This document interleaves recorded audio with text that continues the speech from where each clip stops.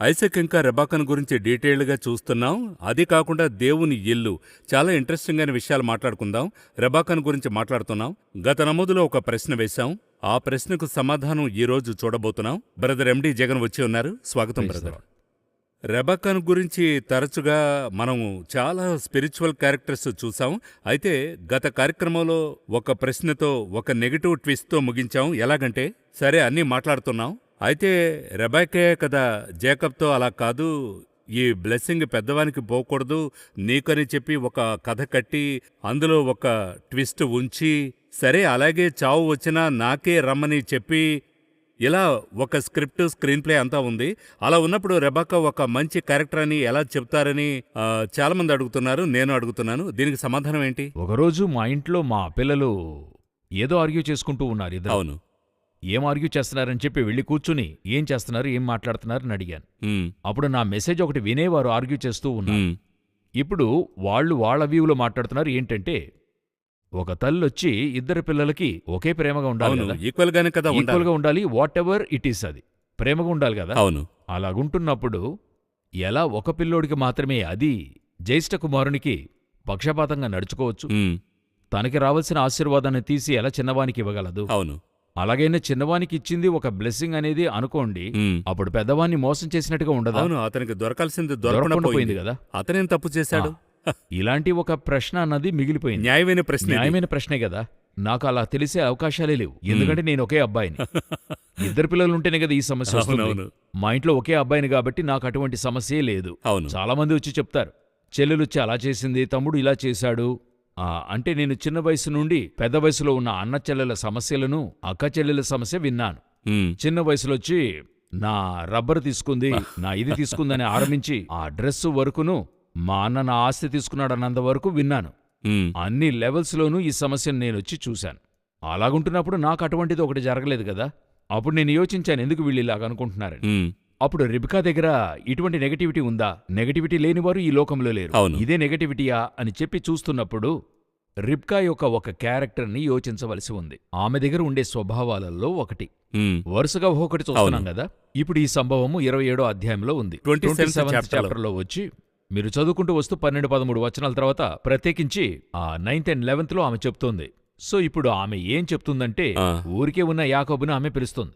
మీ నాన్న తన పెద్ద కుమారుణ్ణి, అందులోనూ వినండి, వారి తండ్రి వచ్చి అబ్బాయితో మాట్లాడటం కూడా వింటారు. అది వేరు. రహస్యంగా వింది ఆ కదే అది. విని ఈ విధంగా మీ నాన్న ఆశీర్వదిస్తానంటున్నాడు, నువ్వేం చెయ్యి, నువ్వెళ్ళి ఒకదాన్ని తీసుకురా, అందులో చూడండి ఆమె ఏం యూజ్ చేస్తుందో చూడండి, మీ నాన్నకిష్టమైనట్టుగా వండిస్తాను. చాలా క్లియర్గా ఉన్నారు. ఏది చేస్తే ఇస్సాకు వలలో పడతాడో తెలుసు. అవునా? ఎందుకంటే తల్లి యొక్క దుఃఖాన్ని నివారించి ఆదరించింది ఈమె. తల్లి దుఃఖము తొలగాలంటే అందులో చాలా ఉంది. అవును, అదొక ప్యాకేజ్. మీరు తల్లిని గూర్చి ఆలోచన మార్చి భార్యను ప్రేమించాలంటే తల్లి వద్ద ఉండే అన్నిటికీ మీకొక ఆల్టర్నేటివ్ ఉండాలి. అదే ఏం చేయగలదంటే భార్యను ప్రేమింపజేస్తుంది. అందులో బేసిక్ ఏదని అడిగితే వంట. మన అమ్మ దగ్గర ఆ టేస్ట్. మన దగ్గరుండే సమస్య ఏంటంటే తల్లుల వంటకాన్ని మర్చిపోవడానికి చాలా కాలం పడుతుంది. అవును. ఎందుకంటే పుట్టినప్పటి నుండి తింటూ వస్తున్నాం. మధ్యలో ఈమె వస్తుంది. అప్పుడు ఈమె వంట అంతకంటే ఎక్స్ట్రాడినరీగా ఉంటేనే మనమేం చేయగలమో బాగుందని చెప్పగలం. అవునా? పలు సమయాలు మనం అబద్ధమూ చెప్పలేము, నిజమూ చెప్పలేము. ఇరుక్కునేవాళ్ళు కూడా ఉంటారు చూడండి అందులో. అయితే రిబ్కా అది కూడా క్రాస్ చేసింది. ఇవన్నీ క్రాస్ చేసి ఈమెకి తెలుస్తుంది ఆయనకే వంట ఇష్టము అన్నీ తెలుస్తున్నాయి. అప్పుడు ఈమెం చేస్తుందంటే, యాకోబుతో నువ్వు వెళ్ళు, నేను వంట చేసి తీసుకొస్తా, ఇది తీసుకెళ్ళి ఇవ్వు, ఇది తిని మీ నాన్న నిన్ను ఆశీర్వదిస్తాడు అని చెప్తుంది. అప్పుడు ఇదంతా చూడటానికి పెద్ద ప్లానే వేశారు. పెద్ద ప్రీ ప్లాన్డ్ గా స్పష్టంగా ఉన్నారు. ఒక బ్లెస్సింగ్ ని ఇంటి యజమాని నుండే తీసుకుని చిన్న కుమారునికి ఇవ్వాలని చెప్పి చాలా క్లియర్ గా ఉన్నారు. ఇలాంటి తల్లులు ఈనాటికి కూడా ఉన్నారు, ఈరోజు ఉన్నారు. నాతో మాట్లాడి కొందరు చెప్తారు, మా అమ్మగారు మాకు తెలియకుండానే మా ఆస్తులు మా అన్నకి రాసిచ్చేసింది. ఒకరు చెప్పారు, నాకు తెలియకుండానే మా అమ్మ మెడలో వేసుకున్న 10 సవరాల చైన్ని ఆమె మనవరాలు ఒకరికి ఇచ్చేసిందని చెప్పారు. ఎలాగని అడిగా. నేనొకరోజు వచ్చి చూస్తే ఆమె మెడలో చైన్ లేదు. ఏంటని అడిగితే ఆమె ఎంతో కష్టంలో ఉందని చెప్పింది. అదిచ్చి 3 నెలలయిందని చెప్పింది. 3 నెలలుగా ఇది మరుగు చేసి ఉంచింది. సో అటువంటి వ్యక్తులు ఈ రోజు కూడా ఉన్నారు చూడండి. అలాగుంటున్నప్పుడు ఇది సరేనా తప్ప అనేటువంటి క్వశ్చనే ఇక్కడ వస్తుంది కదా. దానికి ముందుగా ఈ సంభవానికి వెళ్ళక ముందుగా మనం ఒక సంభవాన్ని ఏం చేయాలి? కొంచెం చూడాలి. ఎక్కడ చూడాలంటే 25వ అధ్యాయం ఆదికాండం పుస్తకము జెనసిస్ 25కి మనం వెళ్ళాలి. అక్కడ 22 and 23 22, 23వ వచనాన్ని మనం చదవాలి. అక్కడ వాక్యం ఏం చెప్తుందంటే, ఆమె గర్భములో శిశువులు ఒకనితో ఒకడు పెనుగులాడిరి గనుక ఆమె అంటే రిబ్కా యొక్క గర్భంలో, సరేనా, గనుక ఆమె ఇలాగైతే నేను బ్రతుకుట ఎందుకని అనుకుని ఈ విషయమై యెహోవాను అడుగు వెళ్ళాను. రిబ్కా యొక్క గుణములలో అతి ముఖ్యమైనది ఏంటని మనం గమనించినట్లయితే, తనకేది జరిగినా గాడ్ దగ్గరికి వెళ్ళడం. ఇది ఇన్బిల్ట్ క్యారెక్టర్. ఇప్పుడు రిబ్కాకి ఇక్కడ తల్లిదండ్రులు లేరు, అవును, సరేనా. అక్కడ కూడా అన్న ఇంట్లోనే పెరిగినట్టుగా మనం చూస్తున్నాం. లాబాను అక్కడ వారి ఉన్నారు. ఇక్కడ తల్లిదండ్రులు లేరు. ఇంకా చెప్పాలంటే ఒక దాది ఆమెతో కూడా ఉండింది. రిబ్కాకి హెల్ప్ చేయడానికి ఒక అమ్మ కూడా వచ్చింది. ఆమె చాలా మంచిది, ఎందుకంటే ఆ దాది యొక్క పేరే బైబిల్లో ఉంది. అంటే అటువంటి దాదిగా ఉన్నవారిలో ఆమె పేరు ముఖ్యంగా ఉంది. ఆమె ఈమెతో కూడా వచ్చేసింది. సో ఒక తల్లిలాగా ఉండి ఆమె ఏం చేస్తుంది? చూసుకుంటుంది, అన్ని చేస్తుంది. అలాగుంటున్నప్పుడు ఆటోమేటిక్గా ఏదో ఒకటి నాకు జరిగితే నేను న్యాయంగా ఎవరి దగ్గరికి వెళ్ళాలి? వారి వద్దకు వెళ్తాం. ఆమె దగ్గరికి వెళ్ళాలి కదా.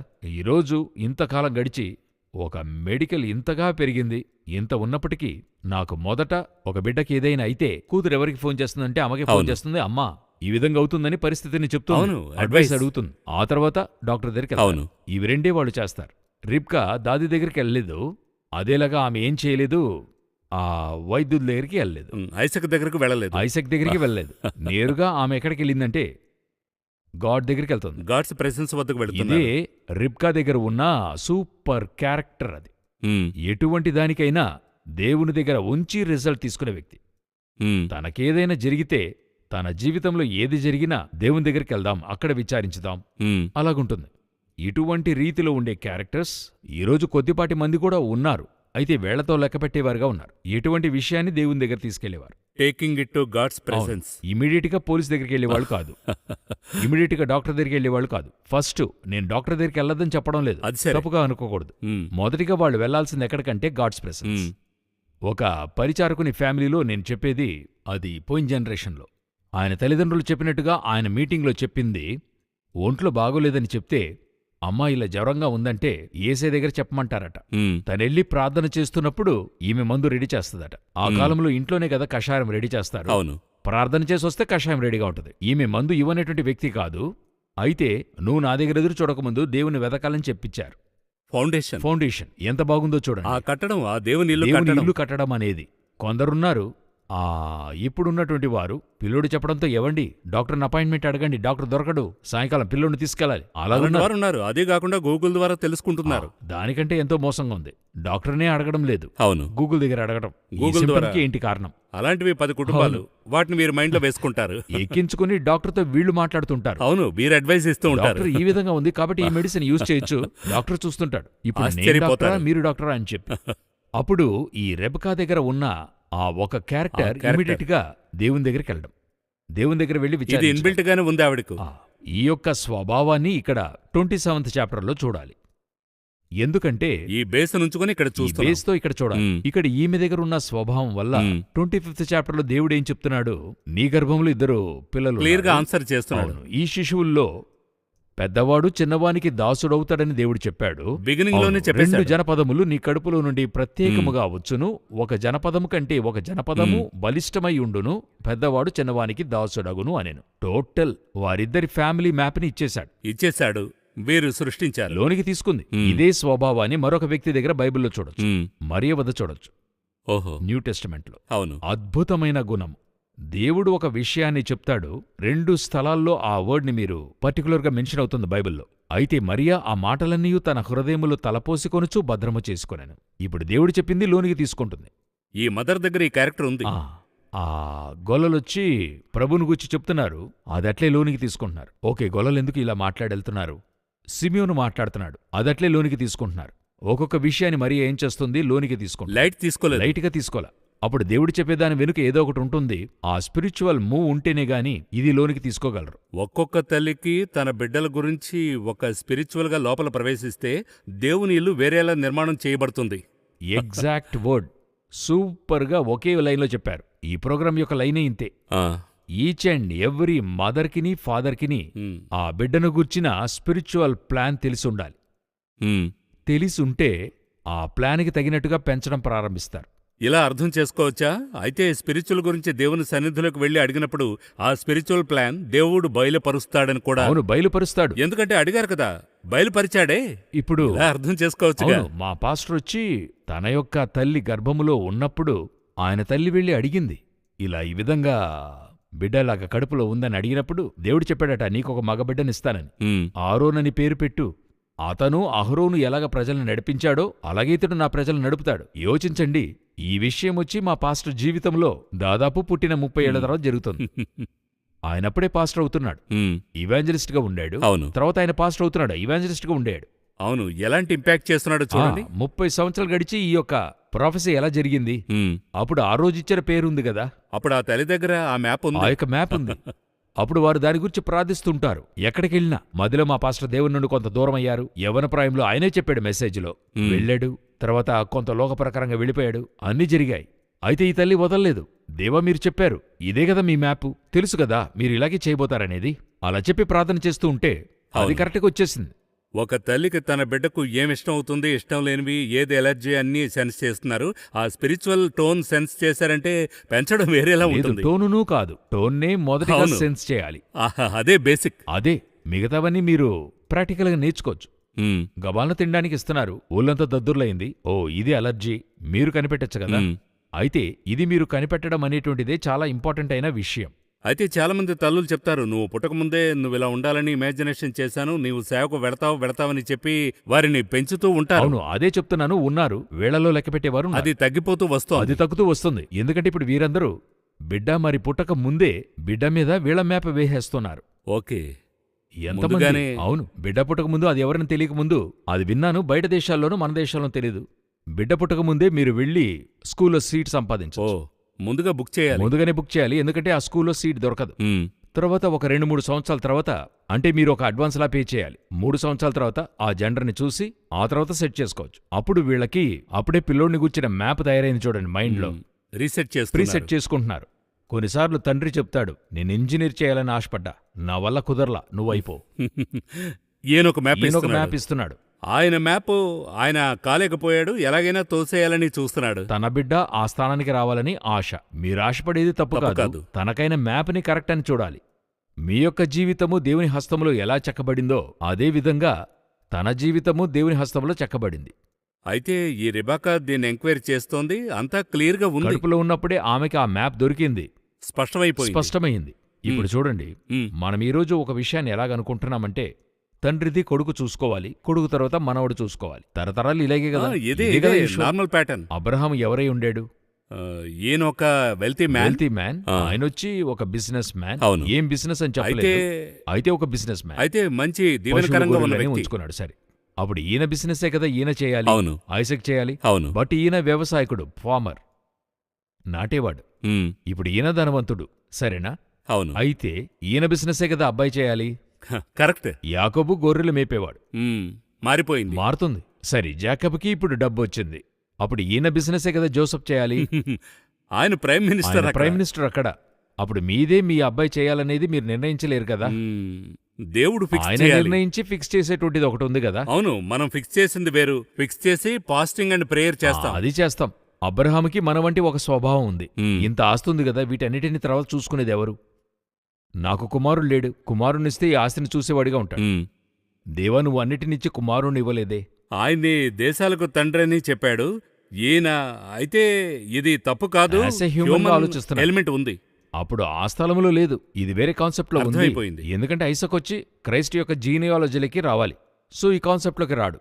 ఈ మ్యాప్ వచ్చి మీకు అర్థం కావాలి కదా. ఒక కింగ్డమ్ ప్లాన్ అర్థం కావాలి. ఎగ్జాక్ట్ వర్డ్, కింగ్డమ్ ప్లాన్ అర్థం కావాలి కదా. గాడ్ యొక్క ప్లాన్, ఆయనే కింగ్, ఆయన ప్లాన్ ఏంటో తెలియాలి కదా. ఆ ప్లాన్ తెలియకుండా మన ప్లాన్లోనే పిల్లలు రావాలంటే కొన్నిసార్లు వచ్చి గవర్నమెంట్ నుండి వార్ ఫ్రంట్కి ఒక నోట్ పంపుతారు. ఉమ్, ఆ నోట్ వచ్చి ఆ అధికారికి మాత్రం అర్థమవుతుంది, తీసుకెళ్లేవానికి అర్థం కాదు. Sealed cover. సీల్డ్ కవర్ ఒకటి తెరిచినా అర్థం కాదు. ఉమ్, ఎందుకంటే అదొక వ్యత్యాసమైన భాషలో ఉంటుంది. కరెక్ట్. అదొక సంజ్ఞ భాష అంటారు. ఉమ్. అది నేర్చుకున్న వారికి మాత్రం అర్థమవుతుంది. అర్థమవుతుంది. ఆ విధంగా మీ ఫ్యామిలీ మీకైనటువంటి ఫ్యూచర్ని గురించి, దాని గురించి ఆయన చేతులు చెక్కున్నాడు, అది మీకే అర్థమవుతుంది. ఉమ్, మీరు కూర్చుని విని శ్రద్ధగా ఆ లాంగ్వేజ్ నేర్చుకోవాలి కదా. మీరు వెళ్ళాలి, గాడ్స్ ప్రెజెన్స్లోకి వెళ్ళాలి, మీరు అడగాలి, మీరు చెప్పకూడదు, దేవుడు చెప్పేది మీరు ఆయన వినాలి. చెప్పింది వినాలి కదా. నేను ప్రీసెట్గా నా బిడ్డ ఇలా ఇలా అవ్వాలని చెప్తే దేవుడు చెప్పేది ఎలా వినగలరు? ఇప్పుడు ఈ మ్యాప్ రిబ్కాకి తెలిసినందువల్ల స్పష్టమయ్యారు. స్పష్టంగా ఉన్నారు. ఒక పీరియడ్లో ఆమె మనసులో పెట్టుకుంది అలా.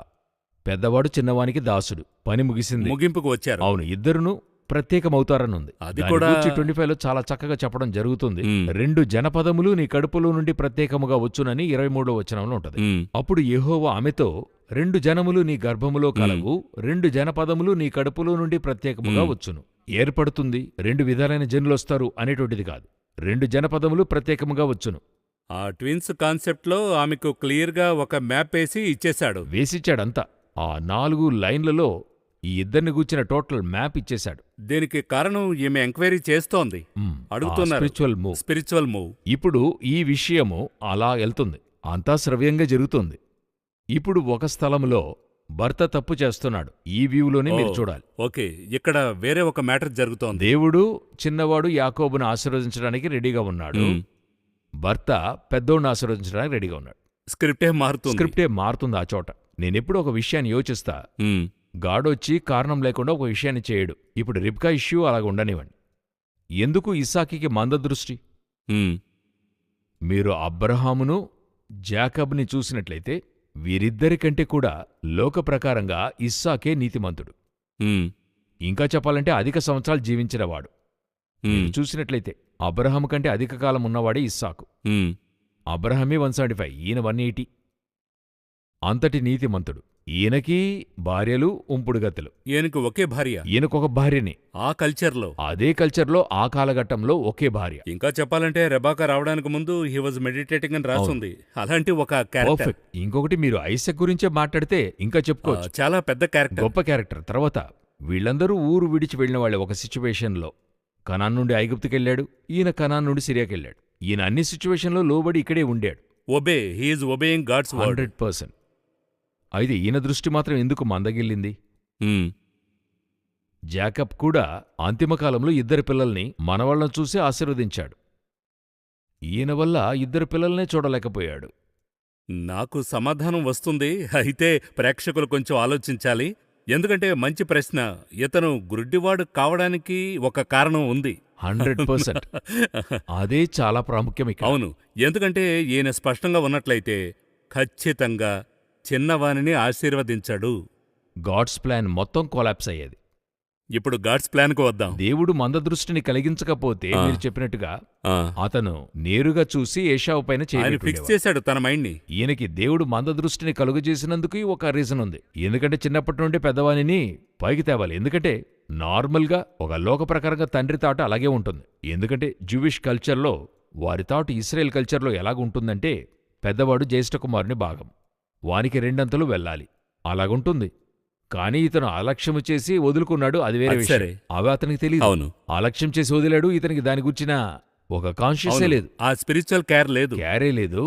రెండవది, రోమీలకు రాస్తూ పౌలు చెప్తాడు, పిల్లలింకా పుట్టకముందే దేవునికి తెలిసిందట ఇది ఇలాగుంటుందని చెప్పి.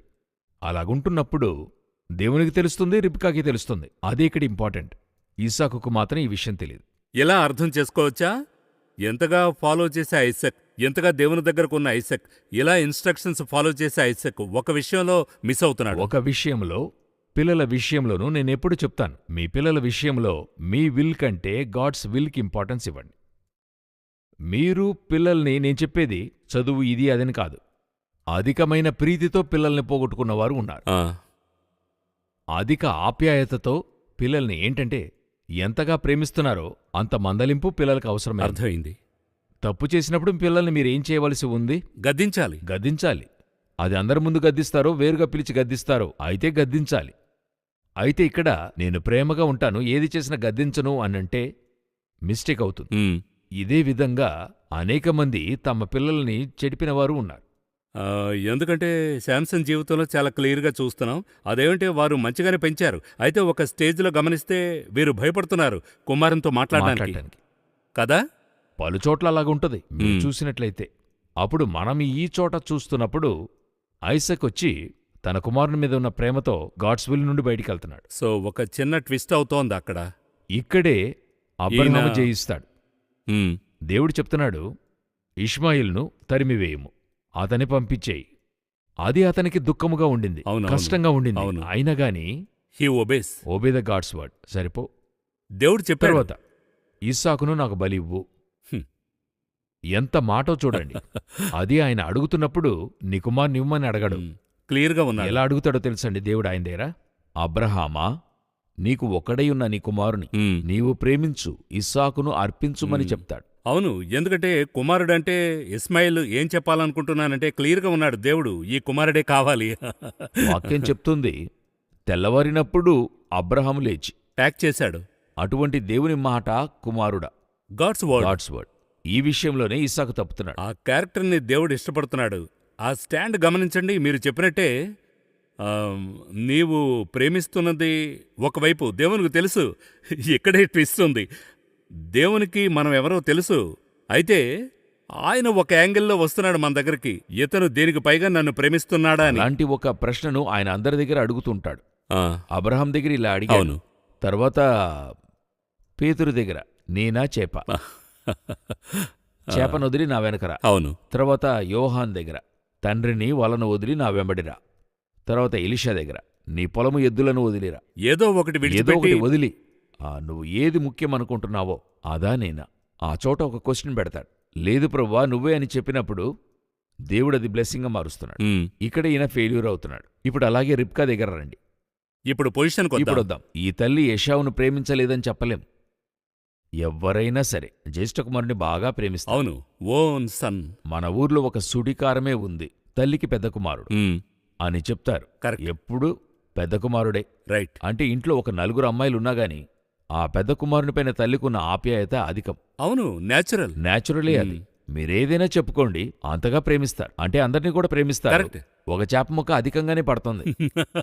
మనకు తెలియకుండా ఒక గంట అక్కడ ఎక్స్ట్రానే పడుతుంది. అవును. మనం అడిగినప్పుడు అలాగా అది ఎక్స్ట్రా పడిందంటారు. ఆహా అలాగ పడలేదు, వారిగా వేసిందే. ఆ తల్లికి పెద్ద కుమారుడంట. ఆ, అప్పుడు రెబ్కా ఆ ఏశావును ద్వేషిస్తున్నారా? లేదు లేదు, లేదు. ప్రేమిస్తుంది. కాని గాడ్స్ విలు వదిలి బయటికెళ్ళని అంటున్నారు. ఆ ప్లాన్ను వారు గ్రహించారు. ఆమెకు అట్లే అబ్రహాము యొక్క స్వభావం, అట్లే అదే స్వభావం. అబ్రహామా కుమారునిస్తావా అని అడుగుతున్నాడు. ఇప్పుడు ఈమె కుమారునిస్తుంది, ఏశావును. సరిపో, నాకిప్పుడు గాడ్స్ విల్ చేయడం అనేది ముఖ్యం. Right, okay. దానికంటే రిబ్కా దగ్గరున్న ఇంకొకటి అట్టర్మోస్ట్ క్రైస్ట్ స్వభావం ఉంది. ఏంటని అడిగితే యాకోబు చెప్తున్నాడు తల్లితో, మీరు చెప్పేదంతా సరే, కుమారుడు అవును, చెప్తున్నాడు. మీరు చెప్పేదంతా కూడా సరే. ఆయన ఆశీర్వదిస్తే ఆశీర్వాదం కదా, ఉమ్. శపిస్తే ఆ, కుమారుడు గ్రహిస్తున్నాడు. అవును. తను అది అడిగేది న్యాయమైన పాయింటే కదా. న్యాయమైందే కదా. శపిస్తే శాపం నా మీద వస్తుందే, అవును. దొరికిపోతాను నేను నేను. దొరికిపోతానే. ఉమ్, ఈ తల్లి చెప్పిన మాట ఉంది చూడండి, ఆశీర్వాదం వస్తే నువ్వు తీసుకో, ఉమ్. శాపమైతే నాకిచ్చేయి. అబ్బా. ఇది అట్లే క్రైస్ట్ యొక్క స్వభావం, యేసుక్రీస్తు యొక్క అద్భుతమైన స్వభావం. ఎంతమంది తల్లులు ఇదే మాటని గత తరములో వారు చెప్పి నేను విన్నాను. బిడ్డ ఒంట్లో బాగోక పడుకునుంటది, అమ్మ చెప్తుంది, దేవుడా, ఆమెకి దేవుడు తెలుసో తెలీదో, ఏ దేవుని సేవిస్తుందో సెకండరీ, తల్లి అన్నిటికీ తల్లే. ఉమ్, ఆమె చెప్తుంది, దేవుడా, ఈ జ్వరాన్ని నాకిచ్చేయి, ఉమ్. ఆ పిల్లోని కాపాడివ్వమని చెప్తుంది. ఒక హవ్వ ప్రార్థించింది నాకింకా జ్ఞాపకముంది. వాళ్ళ బిడ్డకి ఒక అంటువ్యాధి వచ్చింది, ఈ చికెన్ పాక్స్ అన్నది వచ్చింది. ఉమ్, ఆ తల్లి ఆ బిడ్డనుంచుకుని ప్రార్థన చేసింది, ఈ బిడ్డ ఇది సహించలేదయ్యా, ఇది నాకిచ్చేయండి, బిడ్డను కాపాడండి. మీరు నమ్ముతారో లేదో, మరుసటి రోజు ఆ బిడ్డ సరి అయింది, మూడో రోజు ఆ తల్లికి వచ్చింది. ఇందువల్లే వచ్చిందని చెప్పడంలా అవును. జరిగిన ఒక అది సరే. కోఇన్సిడెన్స్ అది సరే. వచ్చింది. నేనెందుకు చెప్తున్నా, ఇదే ఒక తల్లి యొక్క ఉన్నత స్వభావం. ఈ స్వభావం తల్లిలోకి రావడానికి కారణం క్రైస్ట్. ఉమ్. ఎందుకంటే మనిషిని దేవుడే కదా సృజించాడు. అవును. స్త్రీ పురుషునిలో దేవుని స్వభావమే కదా ఉండాలి. అవును. పురుషునిలో ఏలుట, స్త్రీలోకి ప్రేమ ప్రభువు నుండే వచ్చింది. ఎందుకంటే వారిలో డీఫాల్ట్గా అది ఉండదు. ఉమ్, ఇప్పుడు నేనొకటి క్రియేట్ చేస్తున్నానంటే నా స్వభావంలోనే అది క్రియేట్ చేస్తున్నా. అప్పుడు గాడ్ ఇద్దరిని వేరు చేస్తున్నప్పుడు ఒక తల్లి ఆదరించినట్లుగా అని కదా చెప్తున్నాడు. అవును. అప్పుడు ఆ ప్రేమ అన్నది తల్లిలో ఎక్కడి నుండి వస్తుందంటే దేవుని దగ్గర నుండి వస్తుంది. ఉమ్. అప్పుడు క్రైస్ట్ యొక్క ఆ ప్రేమ అట్లే రిబ్కా దగ్గర ఉంటుంది. సో ఆ క్యారెక్టర్, ఆ లాస్ నేను అంగీకరిస్తాను, ఆ శాపాన్ని నేను స్వీకరిస్తాను, బ్లెస్సింగ్ నువ్వు నీవు తీసుకో. తీసుకో అన్న గొప్ప విషయం క్రైస్ట్ లైక్ క్యారెక్టర్. ఎంతమంది దగ్గర ఉంటుంది? ఎంతమంది దగ్గర మీరు చూడగలరు? ఈరోజు నాకు తెలిసి పిల్లోడికి జ్వరమంటే ఆ రూంలోనికి వెళ్ళని తల్లిదండ్రులున్నారు. ఉమ్, రేపు నాకు పనుంది, తన ప్రక్క నుండి జ్వరం వస్తే రేపు ఆఫీస్కి వెళ్ళలేనని చెప్పి పని మనుషులనో తాత అవ్వలను చూసుకోమని చెప్పి వెళుతున్నప్పుడు పిల్లోని పట్టుకుని చూసి, సరే అమ్మా నేను పనికెళ్తున్నాను, నానా పనికెళ్ళొస్తాను అని చెప్పి వెళ్ళే తల్లిదండ్రులున్నారు. దానికి వాళ్ళు చెప్పే ఒక న్యాయమైన కారణం. ఏ కారణం తెలుసా? నాకు చాలా మీటింగ్స్ ఉన్నాయి, ఇది అంటువ్యాధిగా ఉంది, నాకు సోకితే నేను పని చేయలేను. ఉమ్, డాక్టర్ దగ్గర వైద్యానికంతా డబ్బు ఇచ్చేస్తారు, అన్నిస్తారు, కారిస్తారు, డ్రైవర్ ఏర్పాటు చేస్తారు, అయితే వారి ప్రక్కన కూర్చోరు. ఈ స్వభావం ఎంతమందికి వస్తుంది ఈరోజు? ఇదియే రిబ్కా వెనుక ఉన్నటువంటి నెగటివిటీకి వెనుక ఉన్న పాజిటివిటీ. నెగటివ్లో ఒక పాజిటివ్. చాలామంది ఈ నెగటివ్ని నెగటివ్ అవునవును. అనుకుంటారు, కానే కాదు. ఆ ఇందులో ఒక తల్లి విషయం ఉంది. ఇస్సాకు చేయదలిచిన తప్పు నుండి ఆమె కాపాడు. అవును, ఒకవేళ ఏషావును ఆశీర్వదించినట్టయితే కథ మారిపోతుంది. కథ వేరే రాంగ్. గాడ్స్ విల్ నుండి బయటికెళ్ళుంటాడు. అతను ఆశీర్వదించకూడదనే మందదృష్టి కలిగిస్తున్నాడు దేవుడు. కనబడకుండా పోవడానికి రీజన్ అదే. ఇందులో నాకిష్టమైన విషయం ఏంటంటే, అది ఐసక్ ఒక స్క్రీన్ ప్లే చేస్తున్నాడు, రెబెక్కా ఒక స్క్రీన్ ప్లే చేస్తోంది, గాడ్ ఒక స్క్రీన్ ప్లే చేస్తున్నాడు. ఆయన కూడా అద్భుతంగా నడిపిస్తున్నాడు, షేప్ చేస్తున్నాడు. అలా షేప్ చేసి ఆ బ్లెస్సింగ్ని, ఆ దేవుని విల్లుకి ఆమె తన్ను వదులుకుంటుంది. ఉమ్, గాడ్స్ విల్ చేయబోతుంది. ఒకవేళ ఈ కోపములో ఇస్సాకు ఒకవేళ రిబ్కాని శపిస్తే ఆ శాపం వస్తుంది. ఆయన చేయలేదు. శపించలేడు. ఎందుకంటే ఇస్సాకు రిబ్కా ఒకే మాంసం. అవును, అది ఇస్సాకు తెలుసు, ఏమని శపిస్తే శాపం నాకే వస్తుంది. అవును. ఇప్పుడు కొంతమంది చెప్తారు భార్యకి అదవుతుంది ఇదవుతుందని, అయితే ఈయనే చూసుకోవాలి, వేరెవరు చూస్తారు? అవును. అందువల్ల అప్పుడు భార్యకు కాకూడదనే ప్రార్థిస్తారు అనేక మంది. అవును. ఆ విధంగానే మరి ఈ రెబ్కా యొక్క స్వభావం ది బెస్ట్ అని నేను క్రైస్ట్ చెప్తున్నా. లైక్. అది కాకుండా గమనిస్తే ఐసక్ అండర్స్టాండ్ చేసుకుంటున్నాడు, తిరిగి బ్లెస్ చేసి అతను పంపిస్తున్నాడు. ఐసక్లో ఒక మంచితనం. ఎందుకు భార్య చేసిందో అది డీప్గా తెలుస్తుంది. తెలుస్తుంది. ఆ తర్వాత అవును. ఎందుకంటే ఆమె ముందుగానే ఎక్స్ప్లెయిన్ చేసి ఉంటారు. అవును, ఆ తర్వాత వెళ్ళేప్పుడు బ్లెస్ బ్లెస్ చేసి చేసి పంపుతున్నాడు. పంపిస్తున్నారు, క్లియర్గా ఉన్నారు. కానీ ఈ స్పిరిచువల్ డెప్త్ నాకు ఒక టేక్ అవే ఏమంటే, ఒక్కొక్క తల్లికి ఒక్కొక్క తండ్రితో ఒక స్పిరిచువల్ మ్యాప్, ఒక ఎంక్వైరీ విత్ గాడ్స్ విల్లోనికి మనం ప్రవేశిస్తున్నప్పుడే ఒక చిత్తాన్ని దేవుడు నెరవేర్చబోతున్నాడని గ్రహిస్తే అతను గొప్ప సర్వశక్తిమంతుడు.